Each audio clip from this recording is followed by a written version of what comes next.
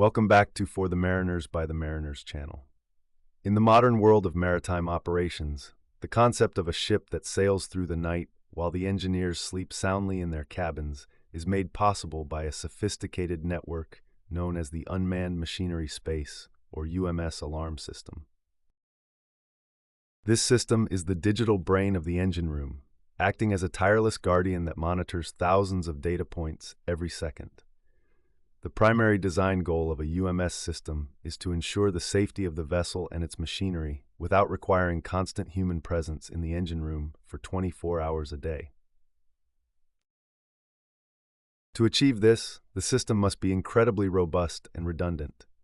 It consists of a vast array of sensors, including thermocouples for temperature, pressure transducers for fluids, level switches for tanks, and smoke detectors for fire safety.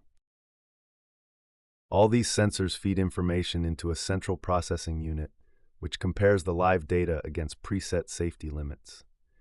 If a value drifts outside the normal operating range, the system triggers a tiered alarm logic designed to wake the right people at the right time.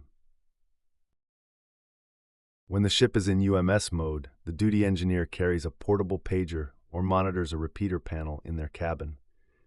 If a minor fault occurs, a local alarm sounds in the accommodation area.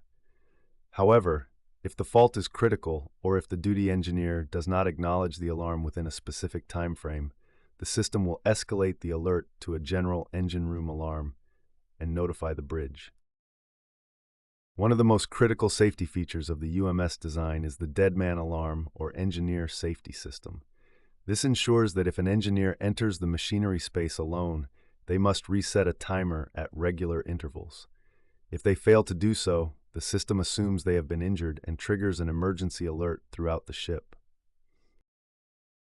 Beyond just monitoring, the UMS system is often integrated with an automatic shutdown and slowdown function.